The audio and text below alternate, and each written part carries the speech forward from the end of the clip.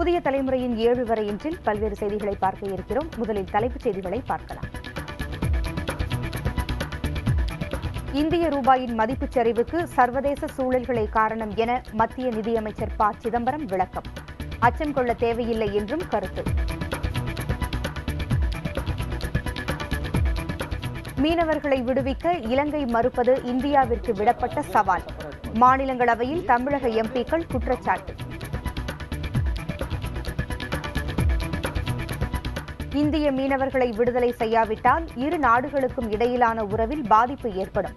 இலங்கைக்கு மத்திய அமைச்சர் சல்மான் குர்ஷித் எச்சரிக்கை. ஆந்திர எம்பிக்களை இடைநீக்கம் செய்ய எதிர்ப்பு தெரிவித்து எதிர்க்கட்சி உறுப்பினர்கள் அமளி. மக்களவை நாள் முழுவதும் ஒத்திவைப்பு. தீவிரவாதிகளின் அச்சுறுத்தலை தொடர்ந்து தென் மாநில கடலோர பகுதிகளில் 24 மணி நேர கண்காணிப்பு. ரோந்து பணியில் 20 கப்பல்கள், 7 விமானங்கள். அமெரிக்க டாலருக்கு நிகராக இந்திய ரூபாய் மதிப்பு நாளுக்கு நாள் சரிந்து வருவது குறித்து அச்சம் கொள்ள தேவையில்லை என்று மத்திய நிதியமைச்சர் ப. சிதம்பரம் தெரிவித்துள்ளார். இந்திய ரூபாய் மதிப்பு வீழ்ச்சிக்கு உலக பொருளாதார சூழல்களே காரணம் என்றும் அவர் கூறினார். இந்தியா உள்ளிட்ட மற்ற வளரும் நாடுகளும் இதே பிரச்சனையால் பாதிக்கப்பட்டிருப்பதாகவும் சிதம்பரம் கூறினார். இந்திய ரூபாய் குறித்து சந்தைகளில் தேவையற்ற வதந்திகள் நிலவுவதாகவும் சிதம்பரம் கவலை தெரிவித்தார்.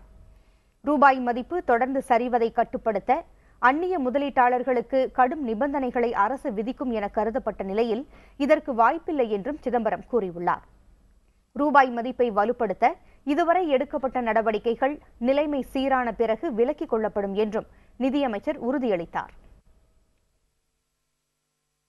Some measures taken recently by the Reserve Bank of India have been the subject matter of different interpretations.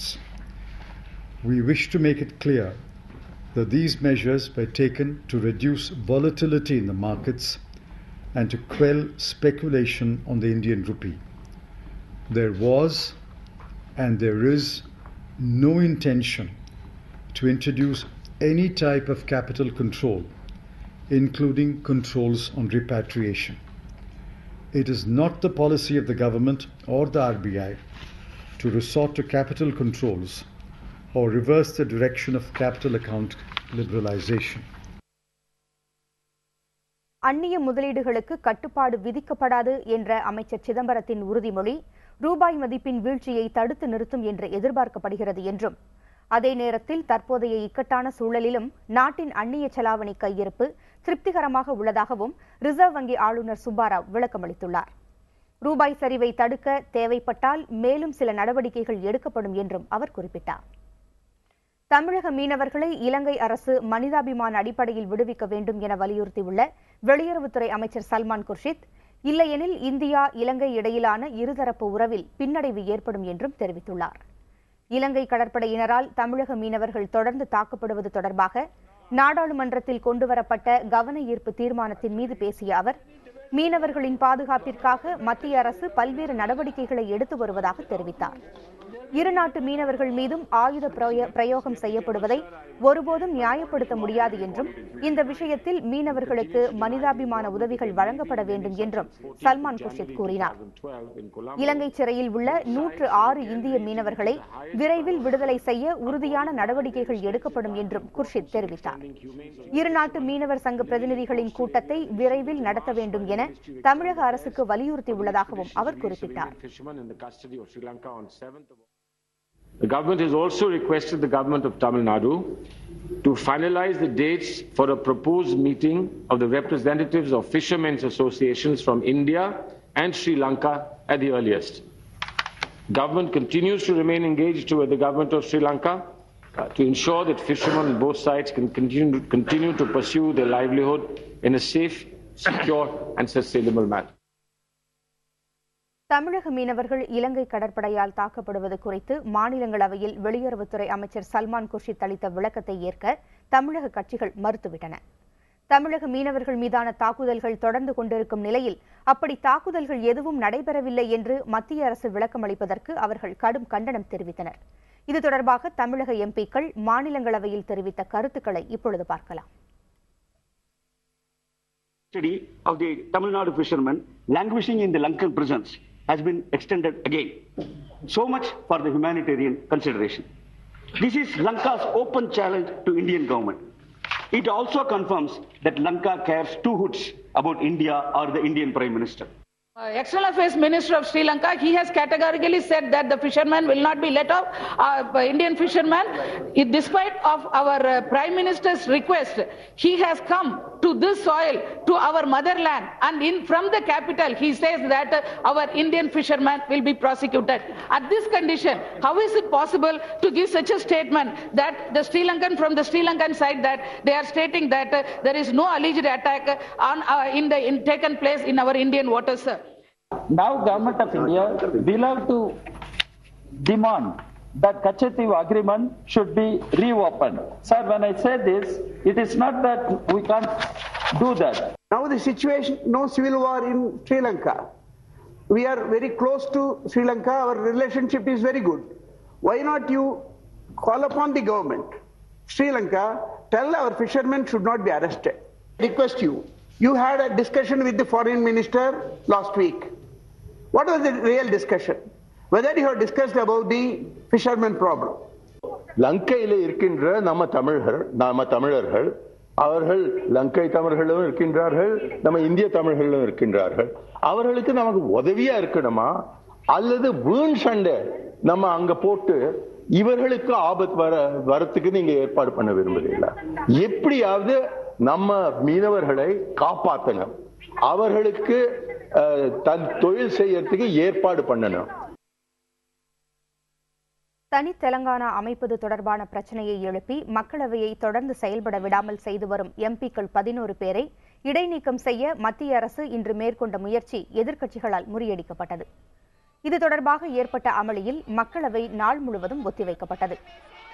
Andhra Pradesh எம்பிக்கள் 11 பேரை இடைநீக்கம் செய்யும் தீர்மானத்தை நாடாளுமன்ற விவகாரங்கள் துறை அமைச்சர் கமல்நாத் தாக்கல் செய்தவுடனே பிரச்சினை வெடித்தது.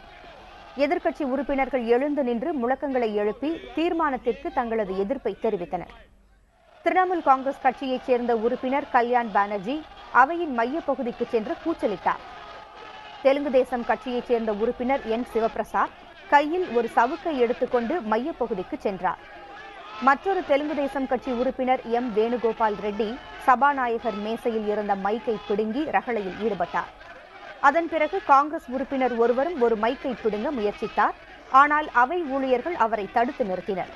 இந்த கூச்சல் குழப்பத்தில் மதியம் சுமார் 12:15 மணியளவில் அவையை 30 நிமிடங்களுக்கு ஒத்திவைத்தார் சபாநாயகர் மீராகுமார். பின்னர் அவை மீண்டும் கூடிய போதும் கூச்சல் குழப்பம் நிலவியதால் அவை நாள் முழுவதும் ஒத்திவைக்கப்பட்டது. இதனால் மத்திய அரசு கொண்டு வந்துள்ள உணவு பாதுகாப்பு மசோதா நிறைவேறுவது தொடர்ந்து சிக்கலாகவே உள்ளது. இதற்கிடையே நிலக்கரி ஊழல் விவகாரம் தொடர்பாக பிரதமர் விளக்கமளிக்கக்கூடும் என்று தகவல்கள் வெளியாகியுள்ளன. நாடாளுமன்றத்தின் நடப்பு கூட்டத்தொடர் செப்டம்பர் 5ஆம் தேதி வரை நீட்டிக்கப்படலாம் என்றும் தகவல்கள் வெளியாகியுள்ளன. தென் மாநிலங்களின் கடலோர பகுதிகளில் தீவிரவாதிகளின் தாக்குதல்களை தடுக்க கடலோர காவல்படை எப்போதும் தயார் நிலையில் இருப்பதாக அதன் தென்மண்டல ஐஜி சர்மா தெரிவித்துள்ளார். கடலோர பகுதிகளை சுமார் 20 கப்பல்களும் 7 விமானங்களும் தொடர்ந்து 24 மணி நேரமும் கண்காணித்து வருவதாகவும் அவர் தெரிவித்தார். That we remain in touch with the Coastal Security Group and the Indian Navy, the 3 seagoing services, as you may say, patrolling the coastal waters today, and our coordination is such that we work in tandem to establish near perfect surveillance in our waters. Sivakasi அருகே அடுத்தடுத்து 2 பட்டாசு ஆலைகளில் தீ விபத்து ஏற்பட்டுள்ளது. மாரநேரியை அடுத்த துரைசாமபுரத்தில் உள்ள சிதம்பரம் ஃபயர்வர்க்ஸ் என்ற பட்டாசு ஆலையில் இன்று நண்பகல் தீ விபத்து ஏற்பட்டது. தயாரித்து வைக்கப்பட்டிருந்த பட்டாசுகள் ஒன்றோடொன்று உரசி தீப்பிடித்ததாக கூறப்படுகிறது. இந்த விபத்தில் பட்டாசு ஆலையின் 11 அறைகள் சேதமடைந்தன. அதே நேரத்தில் சிதம்பரம் பட்டாசு ஆலைக்கு அருகே உள்ள கிருஷ்ணசாமி பட்டாசு ஆலையிலும் வெடி விபத்து ஏற்பட்டது. இதில் 3 அறைகள் இடிந்து விழுந்தன. தகவல் அறிந்து சம்பவ இடத்திற்கு 4 வண்டிகளில் விரைந்து சென்ற தீயணைப்பு படை வீரர்கள் ஆலைகளில் எரிந்து கொண்டிருந்த தீயை அணைத்தனர். மதிய உணவு இடைவேளை என்பதால் பட்டாசு ஆலைகளின் ஊழியர்களுக்கு எந்த பாதிப்பும் ஏற்படவில்லை. பட்டாசு ஆலை விபத்து தொடர்பாக வழக்கு பதிவு செய்துள்ள காவல்துறையினர் விபத்திற்கான காரணம் குறித்து விசாரித்து வருகின்றனர். புதிய தலைமுறையின் வீட்டுக்கொரு விஞ்ஞானி அறிவியல் கண்காட்சியின் இறுதிப் போட்டி இன்று நடைபெற்றது. இதில் வெற்றி பெற்றோருக்கு பரிசுகள் வழங்கப்பட்டன. ஜூனியர் பிரிவில் திருப்பூர் ஆர்ஜி மெட்ரிக் பள்ளியைச் சேர்ந்த 7ஆம் வகுப்பு மாணவி சண்மதி முதல் பரிசு பெற்றார். மதுரை செயின்ட் பிரிட்டோ மெட்ரிக் பள்ளி மாணவிகள் ஹரிம்தா, ஸ்வாதி ஆகியோர் 2ஆம் இடம் பெற்றனர். Chennai Holy Angels Anglo Indian மேல்நிலைப்பள்ளி மாணவர்கள் 3வது பரிசு பெற்றனர். சீனியர் பிரிவில் கரூர் பரணி பார்க் மெட்ரிக் பள்ளி மாணவிகள் தரணி மற்றும் பிரதீபா ஆகியோர் முதலிடம் பெற்றனர். Chennai Holy Angels Anglo Indian மேல்நிலைப்பள்ளி மாணவிகளான லக்ஷ்மி மற்றும் மோனிகா ஆகியோர் 2ஆம் இடம் பெற்றனர். காஞ்சிபுரம் அனந்தவல்லி மெட்ரிக் பள்ளி மாணவர்கள் இமய பாரதி மற்றும் ராஜராஜன் ஆகியோர் 3ஆம் இடம் பிடித்தனர். முதல் பரிசாக 50,000 ரூபாய் வழங்கப்பட்டது. 2வது பரிசாக 25,000 ரூபாயும் 3வது பரிசாக 15,000 ரூபாயும் வழங்கப்பட்டது. ஜூனியர் மற்றும் சீனியர் பிரிவுகளில் முதல் பரிசு பெற்றவர்கள் மலேசியாவிற்கு சுற்றுலா அழைத்துச் செல்லப்பட உள்ளனர்.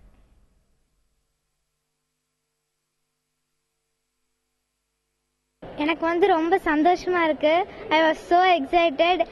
எனக்கு ரொம்ப டஃப்பா இருந்துச்சு. எல்லாருமே நல்லா பண்ணியிருந்தாங்க. நான் வாட்டர் வாஷிங்கிற ப்ராஜெக்ட் பண்ணியிருந்தேன். இப்போ ரீசெண்டாக இருக்கிற ஒரு பொல்யூஷன் பார்த்தீங்கன்னா ஏர் பொல்யூஷன். அந்த ஏர் பொல்யூஷன்லேருந்து அதில் வர புகையிலேருந்து ஒரு மின்சாரம் கிரியேட் பண்ணோம். அது எங்களுக்கு நல்ல சக்ஸஸ் கிடச்சிது சார். டிஸ்ட்ரிக்ட் லெவலில் ஃபர்ஸ்ட் ப்ரைஸ் வின் பண்ணோம், ஸ்டேட் லெவலில் தேர்ட் ப்ரைஸ். இருந்தாலும் பரவாயில்ல, நெக்ஸ்ட் டைம் நாங்கள் ஃபர்ஸ்ட் ப்ரைஸ் வின் பண்ணுவோம் சார். இப்போ பொதுவாக பிளாஸ்டிக்கள் பிளாஸ்டிக் கவர், பிளாஸ்டிக் பேப்பர் இது மக்கி போக மாட்டேங்குது. இதனால வாட்டர் கேன்கள்லாம் வெளியில் பிளாஸ்டிக் கவர் வெளியிலாம் கிடக்கிறதுனால அந்த தண்ணி பட்டு என்ன செய்யுதுன்னா நோய்கள் வருது, கொசுக்கள் வருது, நோய்கள் வருது இல்லையா. இப்போ நம்ம பிள்ளைய கண்டுபிடிச்சிருக்கிறதுனால அந்த பிளாஸ்டிக் மக்கி போய் அது மண்ணுக்குள்ள அது உரமாகிது. உரம் அது புழு வைக்குது. திருச்சி இலங்கை அகதிகள் சிறப்பு முகாமில் உள்ள ஈழ நேருவை நாடு கடத்தும் உத்தரவை சென்னை உயர்நீதிமன்றம் நிறுத்தி வைத்து உத்தரவிட்டுள்ளது. இது தொடர்பாக ஈழ நேருவின் மனைவி சந்திரலீலா தாக்கல் செய்த ஆட்கொணர்வு மனு இன்று சென்னை உயர்நீதிமன்றத்தில் விசாரணைக்கு வந்தது. வழக்கை விசாரித்த நீதிபதிகள் தனபாலன், சி.டி. செல்வம் ஆகியோர் ஈழ நேருவை நாடு கடத்தும் உத்தரவை நிறுத்தி வைக்க உத்தரவிட்டுள்ளனர். இந்த வழக்கு மீண்டும் வரும் 27ஆம் தேதி விசாரணைக்கு எடுத்துக் கொள்ளப்படும் என்றும் அதற்குள் மத்திய மாநில அரசுகள் விளக்கமளிக்க வேண்டும் என்றும் நீதிபதிகள் தமது உத்தரவில் தெரிவித்துள்ளனர். இனி செய்திகள் சிலவற்றை சுருக்கமாக பார்க்கலாம். திண்டுக்கல் மாவட்டம் ஒட்டஞ்சத்திரத்தில் 2 ஆண்டுகளுக்கு மேலாக பூட்டி கிடக்கும் கிராம நூலகத்தை திறக்குமாறு அப்பகுதி மக்கள் கோரிக்கை விடுத்துள்ளனர். ரெட்டியார் சத்திரம் அருகே உள்ள கே. புதுக்கோட்டை கிராமத்தில் கடந்த 2009-2010 ஆண்டில் 3 லட்சம் ரூபாய் மதிப்பில் கிராம நூலகம் கட்டப்பட்டது. சிறிது காலமே செயல்பட்ட இந்த நூலகம் 2 ஆண்டுகளுக்கு மேலாக செயல்படாமல் மூடப்பட்டுள்ளதாக அப்பகுதி மக்கள் குற்றம் சாட்டியுள்ளனர். நூலகத்திற்காக 3 கிலோமீட்டர் தூரம் செல்ல வேண்டிய நிலை இருப்பதாக கூறும் மக்கள் விரைவில் நூலகத்தை செயல்படுத்துமாறு கோரிக்கை விடுத்துள்ளனர். புதுச்சேரி சென்னை இடையிலான கிழக்கு கடற்கரை சாலையில் உள்ள சாமிப்பிள்ளை தோட்டம் பகுதி மக்கள் சாலை மறியல் போராட்டத்தில் ஈடுபட்டனர். அங்குள்ள குடியிருப்பு பகுதியில் அரசு மதுபான கடை திறக்கப்பட்டது. இதற்கு எதிர்ப்பு தெரிவித்து நடைபெற்ற மறியல் போராட்டத்தால் 1 மணி நேரத்திற்கும் மேலாக போக்குவரத்து பாதிக்கப்பட்டது. காவல்துறையினர் பேச்சுவார்த்தை நடத்தியும் போராட்டத்தை கைவிடாததால் புதுச்சேரி முன்னாள் முதலமைச்சர் வைத்திலிங்கம் உள்ளிட்ட 100க்கும் மேற்பட்டவர்களை காவல்துறையினர் கைது செய்தனர். கடலூர் மாவட்டத்தில் அதிக கட்டணம் வசூலிக்கும் பள்ளிகள் மீது கடும் நடவடிக்கை எடுக்க கோரி 4 முறை மாவட்ட ஆட்சியரிடம் மனு அளித்தும் பயனில்லை என கூறி நாம் தமிழர் கட்சியினர் போராட்டத்தில் ஈடுபட்டனர். கடலூர் செம்மடலத்தில் உள்ள தனியார் பள்ளியை முற்றுகையிட்ட அவர்கள் அரசின் கல்விக் கட்டண குழு நிர்ணயித்த கட்டணத்தை மட்டுமே பள்ளிகள் பெற வேண்டும் என வலியுறுத்தினர். கல்விக் கட்டணத்தை வங்கிகள் மூலம் கட்ட ஏற்பாடு செய்ய வேண்டும் எனவும் முறையான கட்டண ரசீது கொடுக்க வேண்டும் எனவும் போராட்டத்தில் ஈடுபட்டவர்கள் கோரிக்கை வைத்தனர். போராட்டத்தில் ஈடுபட்டவர்களை காவல்துறையினர் கைது செய்தனர். முருங்கைக்காயின் விளைச்சல் அதிகரித்துள்ள நிலையில் விலை குறைந்துள்ளதால் விவசாயிகள் கவலையடைந்துள்ளனர். குறிப்பாக தேனி மாவட்டம் சின்னமனூர், சீலையம்பட்டி, கோட்டூர் உள்ளிட்ட பகுதிகளில் 1000க்கும் மேற்பட்ட ஏக்கரில் முருங்கைக்காய் சாகுபடி செய்யப்பட்டுள்ளது. இங்கு விளையும் முருங்கைக்காய் சென்னை, மதுரை, ஒட்டஞ்சத்திரம் உள்ளிட்ட பகுதிகளுக்கும் பல்வேறு மாநிலங்களுக்கும் விற்பனைக்கு அனுப்பப்படுகிறது. கடந்த சில நாட்கள் வரை கிலோ 40 ரூபாய்க்கு விற்ற முருங்கைக்காய் தற்போது 10 முதல் 15 ரூபாய் வரை விற்கப்படுகிறது. மேலும் பல அண்மை செய்திகளுக்கு புதிய தலைமுறையோடு தொடர்ந்து இணைந்திருக்கிறது.